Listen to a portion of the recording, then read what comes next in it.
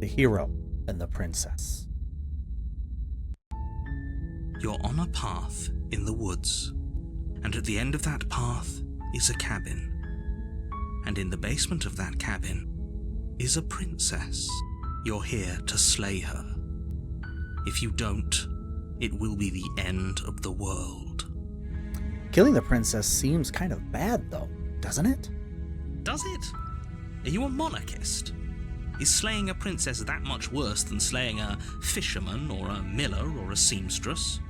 If anything, slaying a princess is much better than slaying a seamstress.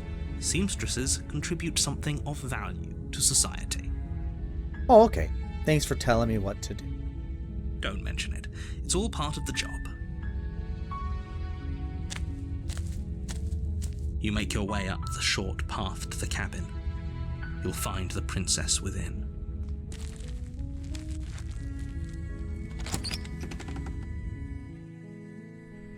The interior of the cabin is almost entirely bare.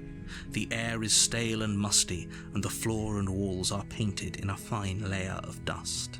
The only furniture of note is a plain wooden table. Perched on that table is a pristine blade. The blade is your implement. You'll need it if you want to do this right. Enter the basement. The door to the basement creaks open, revealing a staircase faintly illuminated by an unseen light in the room below. This is an oppressive place. The air feels heavy and damp, a hint of rot filtering from the ancient wood. If the princess really lives here, slaying her is probably doing her a favor. Her voice softly carries up the stairs. Hello? Is someone there? It's hypnotizing. It's the kind of voice you only have to hear once to remember it for the rest of your life. Don't let it fool you. It's all part of the manipulation. You're playing a dangerous game by coming here unarmed. I'm here to save you. How many times do I have to tell you how dangerous letting her out of here would be before it finally sinks in? Wait, really? You're here to rescue me? I was starting to think I'd be stuck down here forever. Come downstairs. I want to see the face of my rescuer.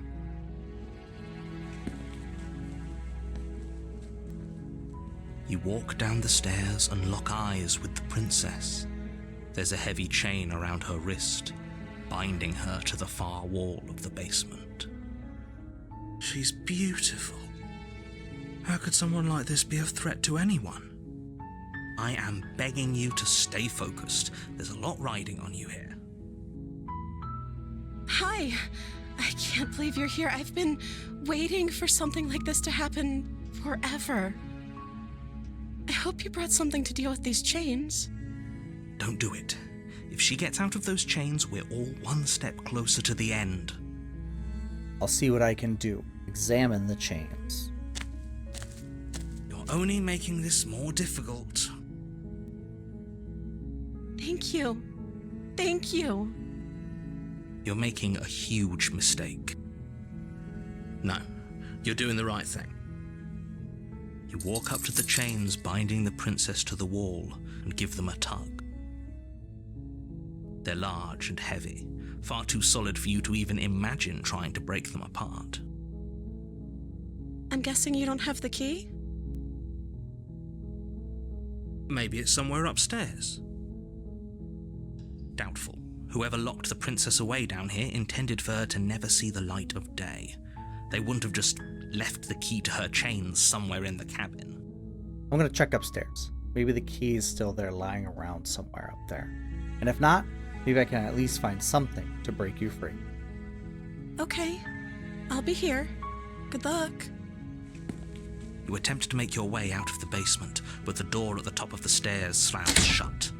You hear the click of a lock sliding into place. Is someone else here? Return to the bottom of the stairs. You make your way to the bottom of the stairs. This would have been so much easier if you'd just taken the blade like you were supposed to. Easier for whom? Easier for everyone. Look at the mess you're in. I heard the door slam. They locked you down here too, didn't they? There's a slight panic rising in the princess's voice. If I could just get out of these chains, I know we could force our way out of here together.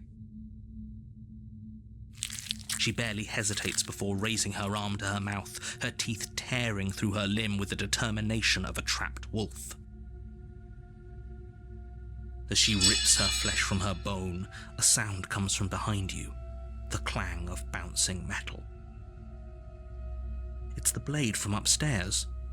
You're not sure how it made its way down here, but if there's a time to strike, it's now. Or we could use it to free her. You won't like what happens if you do that. Save the princess. Fine. Against your better judgment, you place the blade against the ragged, self-inflicted wound on the princess's arm, just above the unyielding chain binding her to this place. You cut into her flesh. The blade is sharp, and it takes little effort to crack through the bone of her arm. Her limb falls to the ground, and the heavy chains follow suit. She didn't so much as utter a sound through the whole ordeal. No, she didn't. She smiles softly as her gaze meets yours, blood from her wounded arm dripping rhythmically to the ground. How is she still smiling after everything? It's like she isn't even bothered by what just happened. Thank you. Now let's get out of here. Approach the locked door. No, we won't have any of that. The stakes are too high. You can't just let her escape into the world. No, I can't just let her escape into the world. As the princess approaches the bottom stair, your body steps forward and raises the blade. Wait, this isn't fair. You can't just do that. Watch me. What are you doing? Warn her. Stop that. Something's come over you, hasn't it? You know you don't have to do this, right? Your body lunges forward, the blade held low, ready to sink into her heart. But the princess dodges, stumbling back against the wall before the blade has a chance to connect. Stop it. Stop trying to resist me. I'm trying to get you out of here alive. Resist. The blade. Move the blade. As your body remains frozen in stubborn resistance, the princess takes a cautious step forward. We both know this isn't you. She nervously reaches towards you and takes the blade from your infuriatingly rigid hands. What are you doing? I'm sorry. I'll try to be quick. She plunges it into your chest, tearing through flesh and sinew. It is agony. But you aren't dead yet. Oh no, I'm so sorry. Stay strong. We can tough it out until it's done. For her sake. For her sake? Don't you start pretending that dying a painful death is some sort of heroic gesture. The two of you have literally doomed everyone. Whatever. She sinks the blade into your chest again and again and again, and you feel every inch of burning pain that slices its way into your body. I'm sorry. She doesn't know how to use a knife, does she? Apparently not, though it doesn't matter how sloppy her knife work is, does it? A stab wound is still a stab wound, and it won't be long before you bleed out. I'm so sorry. With one last thrust of the knife, your legs give out beneath you. You collapse to the floor, your blood pooling around you, your limbs unresponsive. The princess stares down at your ruined chest as tears carve rivulets of pink down her blood-spattered cheeks. It can't just end like this, right? Oh, that's rich coming from you. As much as I'd prefer for things to have gone differently, I can't deny the reality of what's happened. The two of you made your choice. It's over. Everything goes dark, and you die. Chapter 2, The Damsel. You're on a path in the woods, and at the end of that path is a cabin. And in the basement of that cabin is a princess. You're here to slay her. If you don't, it will be the end of the world. But I died. What am I doing here? I can assure you that you're not dead. And to answer your second question, you're here to slay the princess. I literally told you that a second ago. If he doesn't remember what happened, then maybe it's best to keep it that way. Yes, he didn't approve of us last time, did he? If we're going to save our beloved, we'll have to be sneaky about it. Our beloved? Yes, you'll have to be very sneaky about your intentions if you're going to try and save the princess. Ah, so all of the cards are on the table. Then you should know that we and the princess are in love, and the four of us will be foiling any and all assassination attempts you've got in the works. We'll see about that. Whatever you do, just be sure to ignore him specifically. It sounds like he's the sort who'd sacrifice the whole world for a peck on the cheek. What can I say? A world without love is a world that isn't worth saving. A warning before you go any further. She will lie, she will cheat, and she will do everything in her power to stop you from slaying her. Don't believe a word she says. We already told you we're not playing along with your little game. It's your lies that can't be trusted. Her beauty is the only thing in the world we can believe in. I think we've already been over this. I'm pretty sure he just likes the sound of his own voice.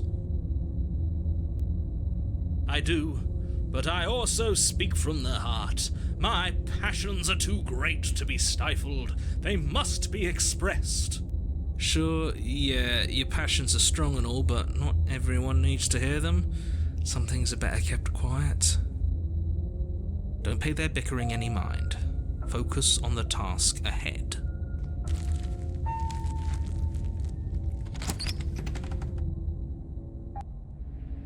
The interior of the cabin is clean and elegant, its stone walls draped in fine-threaded tapestries, a prison befitting a royal prisoner.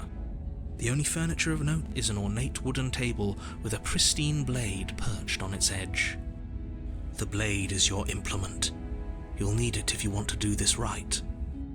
Take the blade. You take the blade from the table. It will be difficult to slay the princess and save the world without a weapon. I suppose if we're to play the role of dashing knight, we need an equally dashing sword. That way she'll know we can defend her from her enemies. Hopefully it doesn't put her on edge, and hopefully it doesn't get turned on us again.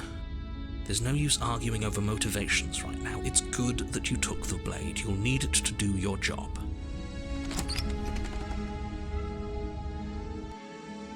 The door to the basement creaks open, revealing an intricate stairwell. Gold-trimmed carpet glimmers in the light of the torches positioned along the walls. The basement almost seems welcoming in the dim firelight. But it's still a stone basement. If the princess lives here, slaying her is probably doing her a favor. A soft voice carries up the stairs. Hello? Is someone there? Her voice. It's somehow even more beautiful than last time. I can hear wedding bells already. I've held my tongue till now, but you're taking this a little too far. We barely even know the princess. We can still do right by her without all this over-the-top fawning. Yes, for everyone's sake, you're not in love. Just remember, that her charms are all part of the manipulation. You walk down the stairs and lock eyes with the princess. There's a heavy chain around her wrist, binding her to the far wall. My love, we're here to rescue you from your unjust and foul imprisonment. You know she can't hear you, right? She may not be able to hear my words, but surely she can hear my spirit. Oh, your spirit's plenty loud, all right. It's you, my dashing hero. I was so worried you wouldn't come back. Did you hear that? She said we're dashing. And she called us a hero. Flattery really goes a long way with the two of you, doesn't it? Waiting for you to come back. I didn't want to believe your ravings back in the woods, but this is next to incontrovertible evidence. You've been here before. That's right, villain, and you killed us. Well, she killed us. Only because he made us try and kill her. It was self-defense. Our beloved's hands remain unstained by cruelty. And you've died before. So an entire world has been damned to oblivion. I'd really hoped I'd be the first, but what's done is done. What matters is you have a chance to do it right this time. We do. We damned a whole world. But everything reset. Nothing resets, you're just somewhere else. And you can't keep hopping between worlds forever.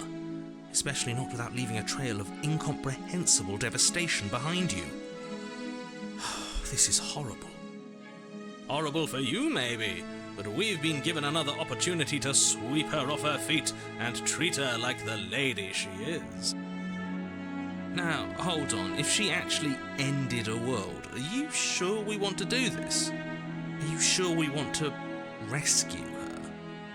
We never saw a world end, and now I'm even more certain that we must chase our heroic and romantic destiny than I've ever been. I shan't let anyone convince us otherwise.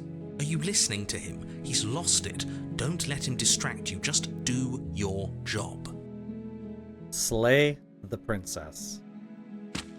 Blade in hand, you run the princess down. Wait, no! You barbarian, what do you think you're doing? But you ignore the pleas of the foolish little voice and press on. The princess's eyes grow wide with terror as you approach, but she does absolutely nothing to stop you. Your blade pierces her heart, and she collapses pathetically to the ground. I'm sorry. Did I do something wrong? No, my love, you did nothing wrong. I'm sorry. I'm sorry. Not you. I'm going to die now. I think that's what you want. And just like that, she's dead. And the world is saved. Thank you for seeing this through. I know it must have been difficult. I feel sick. Sick? You took part in the murder of the fairest creature that's ever lived. And you merely feel sick? I, for one, am absolutely distraught, grief-stricken, inconsolable. You'll get over it. You just saved everyone. Get over it? You smarmy ass. There's nothing in the world worth getting over it for. We might as well just end it all. You raise the blade, aiming the point directly towards your heart. Excuse me? No, you absolutely do not do that. Yeah, let's not make any rash decisions. We should give ourselves a minute, take a deep breath, and rash. The only rash decision we've made was running our cursed blade through her heart. This is far from rash. This is measured. This is the only thing left for us to do now that she's gone. I'm the one who makes the decisions here, and I say no. Exactly. You're not doing this. All of you may have previously thought that my passions were too great to stifle, but those were merely passions of joy. My passions of sorrow run deeper than the ocean itself, and you'll find that they are far more unstiflable. Have it you! Have it you all! I don't believe this. What? What don't you believe? You plunged the blade into your own heart and collapsed to the floor. You can't be serious. Why are you helping him? I'm not. He just made it happen. I'm sorry. That's right. You're all sorry. Everything goes dark, and you die. Chapter 3, The Grey. You're on a path in the woods. You horrid monster. Do you think just because we've returned to the woods you've earned my forgiveness? Our beloved had best be alive and well when we return to the cabin, or you'll never know the end of my wrath. She won't be alive and well when we return to that cabin, because she's dead. We killed her. You killed her. And so I killed you. And you clearly didn't do a good enough job. I'm still here. Oh, and I'm still here too. If you lot get to be blessed with seemingly eternal life, that must mean she's still there, waiting for us to throw ourselves at her feet in remorse. I doubt it. I think I'm better at killing than you are. So you've been here before. Of course you've been here before. What count is it this time? 2? It's our 3rd. What gave it away? Your open discussions. I couldn't care less what he knows. Every second we stand around arguing in the woods is a second that I'm anxiously worrying about her. Take us to the cabin and take us there now. With each passing moment, our relationship may be damaged even further, though I fear the rift between us may already be permanent. And if it is permanent, then what? You'll kill us again? Oh, you just wait and see. My vengeance will echo the depths of my bereavement. Don't provoke him. I'd prefer if we didn't die again. I'm not fond of dying. Why not? You've already done it twice. It was unpleasant. It was only unpleasant because you think it's supposed to be unpleasant. I'll make you feel what I feel if it's the last thing I do. And mark my words, you won't like it when it happens. Oh, how exciting. I'd love to see you try. Can I? Well, I'm not just going to try. I'm going to actually do it. I'm looking forward to it. Good. I am too. Can I talk now? Yes, I can. Great. Now that you're listening, let me remind you that if you're here in the woods, it means that the princess is not dead, and that her very existence currently poses a direct threat to the entire world. We haven't talked enough about how different this place is. It wasn't different last time. If this isn't the same path in the woods you're used to, that means that her influence is already spreading and you're running out of time. Wait. But if her influence is spreading, that means there's hope. That means our beloved is waiting up there for us, ready to make amends. Yes, I already told you that she's alive. Don't mind him. I don't think he's doing too well. I'm doing better than any of you. I'm doing great. She's alive.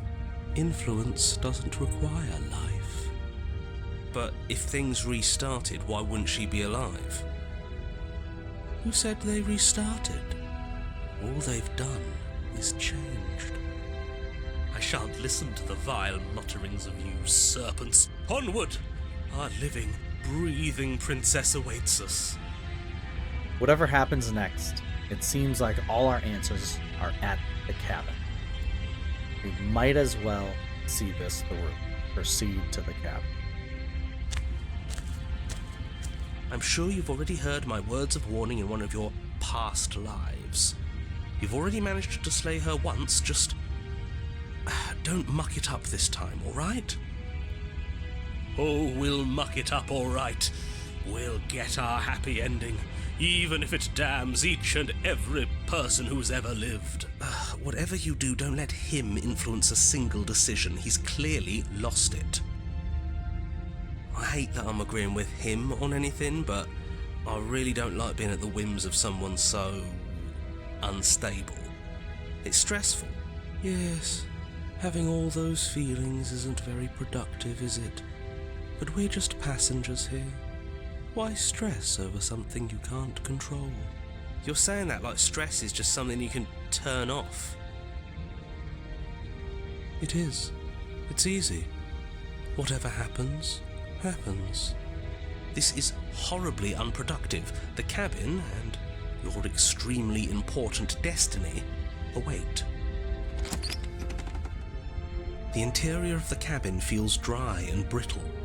Ancient dust-covered wooden beams hold up a crumbling ceiling like mummified ribs, each elegantly carved detail of the stately building preserved in an extended stasis. Everything here has been kept safe and dry and lifeless. But you're not alone. You can feel something watching you. There is a figure faintly outlined against the dusty wood of the far wall. Is that her? Our beloved.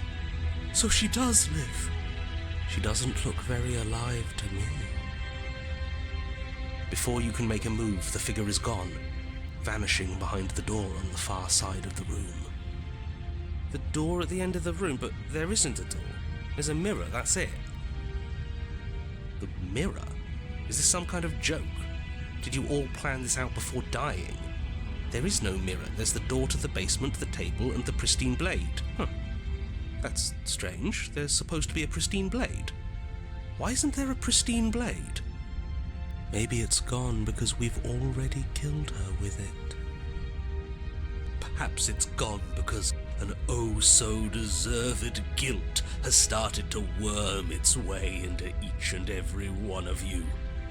Perhaps all of you do feel just as bad as I about what we've done.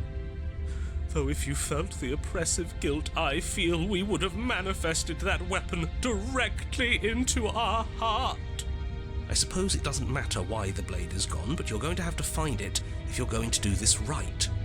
So why don't you march over to that door and make your way down to the basement? Approach the mirror. You make your way to the door at the end of the room, stopping just in front of it. You must think you're looking at that mirror you mentioned earlier, the one that doesn't exist. Just reach forward and open the door. It's so hazy. We should try and clean it off. Wipe the mirror. It's time for all of you to see what we've become. You reach forward and place your hand on the door to the basement. The handle is just a little to your right, and a little down. So much for our reflection. We didn't need to see ourselves anyway. I'm much more interested in seeing other things. I see. We are too hideous for even a mirror to behold. We can only hope she might still see some good in us. No way left to go but down. The door to the basement creaks open, revealing an antique staircase lit by weak torchlight. The air here is so stale it practically stands still, as if the very molecules of this place have been fossilized, trapped for eons until your arrival. Even the blaze of the torches can't penetrate the odorless air, as if they'd run out of fuel to burn ages ago, their light still flickering more out of habit than from adhering to a physical reality. A wispy figure watches you from the bottom of the stairs, face veiled in shadow. There she is again. My love. She's just an old memory. Your eyes lock for a brief moment, then she vanishes around the corner. Is anyone there? You receive no response. Do you think she's upset with us? I don't like being here unarmed after what happened last time. I feel so exposed. Of course she's livid, and with good reason. You aren't helping. Are you scared of a little ghost? What's she going to do? Look at us until we feel bad? She can look all she wants. It won't do anything. Proceed down the stairs. As you descend the final step, the form of the princess comes into view. a skeletal body lying in a heap on the floor, her wrist still bound to the wall by a heavy chain. This cell is a dark and isolated place, with not so much as a window to allow starlight to penetrate the gloom. See? She's dead. No! What foul trickery is this? How can this be? We just saw her alive and well a moment ago, floating away transparently. Whatever we saw was a ghost. I thought we were all on the same page. Do try to keep up. Your thoughts are interrupted by the sound of a slamming door and a clicking lock. You turn to see the shade of the princess staring down at you from the top of the stairs, clutching a brightly burning torch. So that's where the blade is. It's already in her heart. And yet she isn't dead. She is dead. Have you never heard of a ghost before? Oh, for the love of... Can we not waste time arguing over the semantics of what is and isn't dead? She is clearly conscious. She clearly just slammed the door on you, and she clearly has a weapon. Your pristine blade sticking out of her chest. This is extremely bad. Catastrophic, even. Yeah, dead or not, what are we supposed to do about her? Slaying, or destroying, if we want to be a little more death neutral, seems off the table. We make amends. She obviously still holds us in her heart. She's bearing a torch for us and everything. But she hasn't said anything. Are you sure she can talk like this? You came back. I missed you. That angelic voice. I missed you too, my beloved. You sure snapped back to your old self quick. Yes. Seeing her dazzling countenance again has reignited the warmth in my heart. I have found it in me to forgive the sins this body has committed. We can have our perfect romance after all. This is a bad place. We're supposed to be together, but it keeps making us hurt each other. The torch falls from the princess's hand and bounces down the stairs. It'll be so much better when it's gone. The skeletal wood of the basement, perfectly dry after uncountable years of desiccation, immediately catches fire. She's trying to kill us. A misplaced escalation of her passions, but clearly she still cares for us. I say we burn with her. Let me out. Are you trying to kill me? Dying apart kept us apart. Dying together will keep us together. See? Everything's fine. She wants to be with us. Yeah, in a bad way. She just has a unique way of expressing things. The fire grows quickly, devouring the basement, dancing up the walls and painting every surface with strokes of flame. You're choked by smoke, and the air around you grows uncomfortably warm. We've never burned to death before. I wonder how it's going to feel. Bad! I bet it'll feel really, really bad. Yes, it will be terrible, so you'd better come up with something to do and fast. Your personal safety is far from the only thing she's threatening right now. I think a bit of fiery passion is good for the world. You're just trying to spoil her fun. I'm not spoiling anything. I'm trying to prevent oblivion. Please, I'm begging you. I'll do anything. Just don't let me burn. You'll understand when it's over. Just like I understood after you stabbed me in the heart. Everything is okay. She's holding a grudge. She wouldn't. She's perfect. The heat grows in intensity as the flames draw ever nearer. You can practically feel your skin sizzling already. If you're going to try and stop her from killing you and destroying the whole world, you'd better do something, and you'd better do it now. I wonder if we look good right now. Fire makes a lot of things look good. I can only imagine how dazzling our eyes are in the dancing flames. Do you think she's noticed? I don't want to burn to death. We don't have to, right? Rushed for the blade. As you rush up the stairs towards the princess, the entire cabin erupts into a raging inferno. You push through the flames, trying to ignore the choking hot air filling your lungs. You manage to reach her, your hand wrapping around the hilt of the blade. But the metal is already blistering hot. Your hand sizzles as it melts on contact. You can't so much as pull away, your nerves seizing up as they're fried, the bones of your hand fusing in place around the weapon.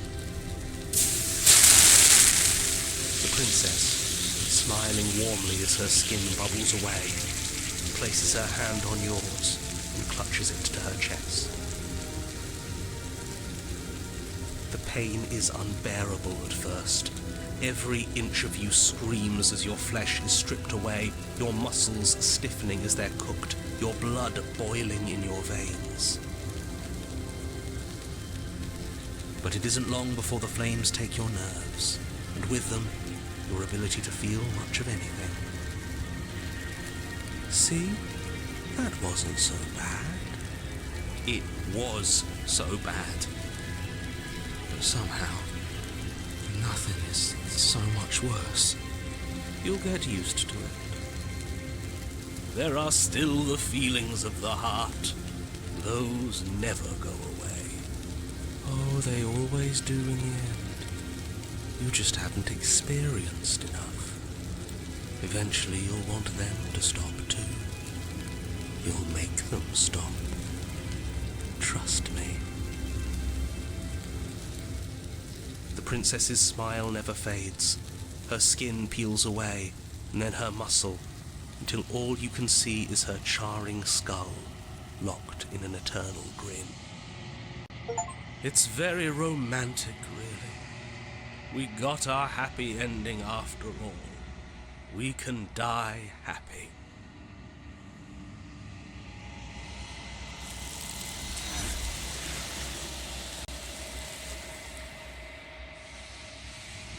But despite your best efforts, you do not die. It's time for you to leave. Memory returns. She's gone. Where did she go? Should we try and find her? And there's that mirror again. Why is it here? Why now? Approach the mirror. You approach the mirror. Gaze into your reflection. Silence as you reach forward. They're gone once again. The mirror always makes them leap. But you need to see what's in it. You've unraveled. You find yourself in the long quiet once again. Approach her. There's a world beyond the endless walls of the long quiet. We're supposed to be there. Do you know what we'll find out there? There's trees and stars. There are people, I think. At least there are supposed to be people. There is a warmth and sadness in me at the thought of people. Fresh tears on a winter's day. They are not like us. They do not last. Do you have thoughts on this vessel? This one is passion betrayed. But even in the end, her love never faded.